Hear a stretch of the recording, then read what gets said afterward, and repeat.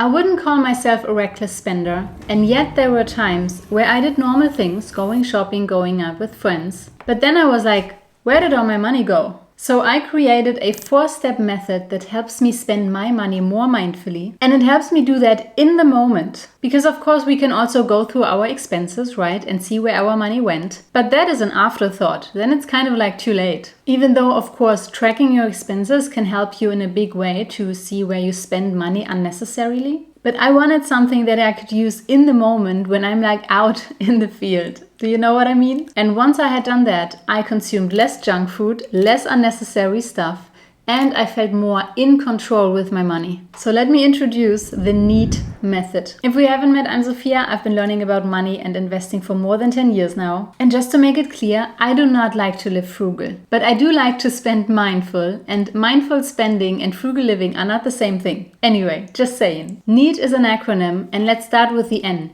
N stands for notice. So the first thing I do is I become aware of a situation where I'm about to spend money. Do you know this scenario? You're walking with a friend, you're in a deep conversation, you walk into this nice coffee space to grab something on the go, you stand in line, you keep talking, you're very concentrated, then it's your turn. You just interrupt the conversation real quick, you're like, I'll take this, and this, and this, and this, and this. And then you continue talking while paying with your card and you don't even notice how much. So this would be a situation where you rarely notice that you've been spending money at all, right? So to avoid this, I take a moment to just become aware that I'm in a situation right now where I'm about to spend money. And this can be situations like I walk into a store, and it doesn't matter if it's a grocery store or a clothing store. This can also be scrolling through social media. And this is different but same, right? Different as in you don't have to change location, but same as in you can spend money. I think this is a tricky one because you scroll through social media to unwind or get distracted or see what the people you are following have been up to. And then suddenly there's a buy button. And I mean, they make it so easy.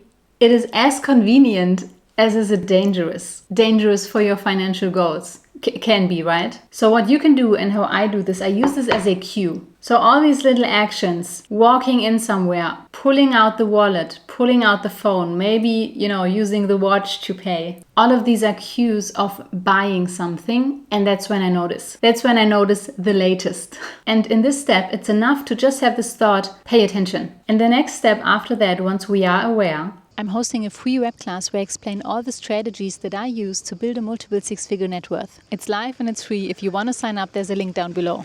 So the E in NEAT, the E stands for evaluate. So this is the time where I ask myself, does this thing add value to my life? I remember when I was still working at that one hospital, right after lunch in the cafeteria, we used to go to this barista bar. It was on our way out, so we went there standing in line to get coffee. And so all of my colleagues were doing it, so naturally I was too. Until I realized, you know what? First of all, each time I had to use a takeaway cup because for some reason we couldn't bring our own cup. So that was a lot of waste when you do it every day, right? Second of all, I didn't even enjoy the coffee that much. I mean, I do like to have coffee once in a while in one of these nice coffee places. And that is the third thing, coffee per se doesn't even add value to my life. Because it's addictive, it messes up my sleep, not just my sleep, our sleep. I haven't even given it much thought before, but once I read Why We Sleep from Matthew Walker, I was really convinced. So I highly recommend you read that book.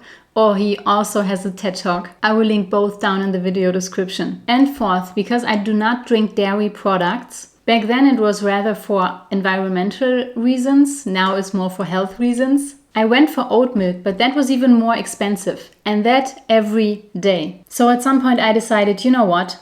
This is just not worth it for me. This does not really add value to my life. And so I stopped. So in the evaluate step, this is where you ask yourself, okay, does this thing really add value to my life? Do you really want the thing? Do you really need the thing? Or are you just buying out of a group dynamic, just like I did? And here's a few questions that you can ask yourself. Is this something I truly want, or is this something I truly need? How will it enhance my life? What purpose does it serve? I think this can be a helpful one, right? Because sometimes we look at something and we find it just beautiful and we want to have it. But then if it doesn't have a specific purpose in our life or in our home, then we're more likely to regret it, right? And you could even ask yourself, is it on your list in case you have a shopping list? And then after that, step number 3, the A, in need stands for align. And this is where I ask myself, is it aligned with my values? And is it aligned with my goals? Let's start with values. Let's say I pass a store that has cakes that look delicious, and the sugar craving part in me wants to have a piece. And that part also has decided in the step before, in the evaluate step, that eating a piece of cake would add value to my life right now because it would supposedly make me feel better. Most of the times it doesn't really, does it? At least not for long. But now I'm in the align phase and I'm thinking, you know what? One of my values is healthy eating. So health is something that's important to me. And one of my health rules is to not eat sugar every day. And in this particular case, another rule is I do not eat dairy products anymore. So the cake is probably already out anyway. Okay, so this would be an example of aligning with my overall values.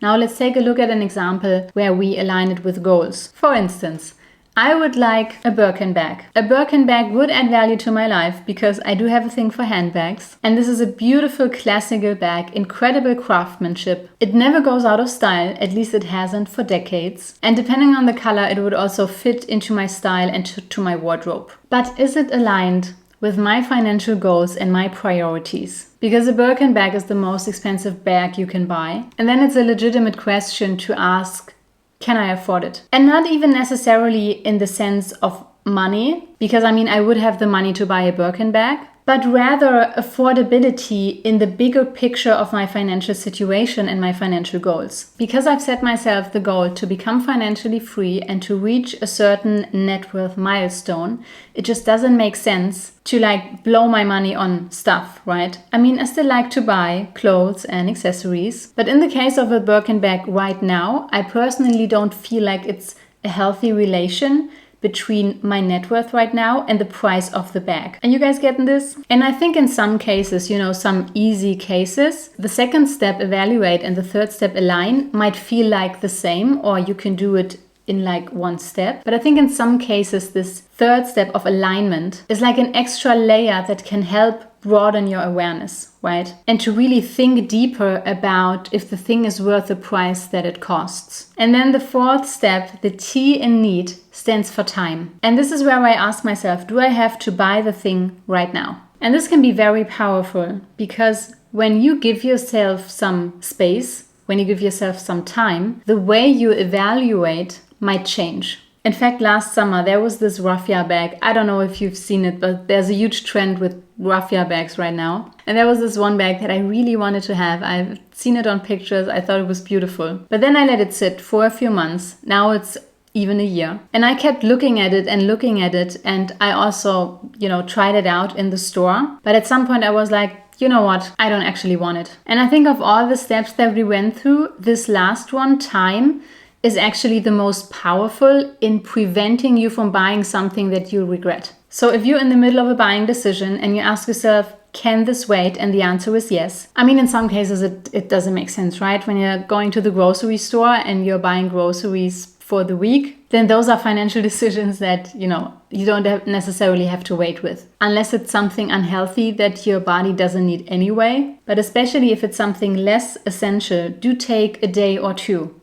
I personally, the more it costs, the longer I wait. And then if I still want it after this long time, then I go for it. When you start using this, the need method, in the beginning it might take you a bit longer, maybe a couple of minutes. I have repeated this so often, it's actually running on autopilot now. So the more you practice it, the easier and faster it becomes. Would love to know if this helps you too, so let me know. And when you're looking for some more inspiration of shopping rules that I use to spend my money more mindfully, I will link a playlist for you here. Now, thank you for watching. Hope you got some value out of this, and I'll see you in the next video. Bye-bye.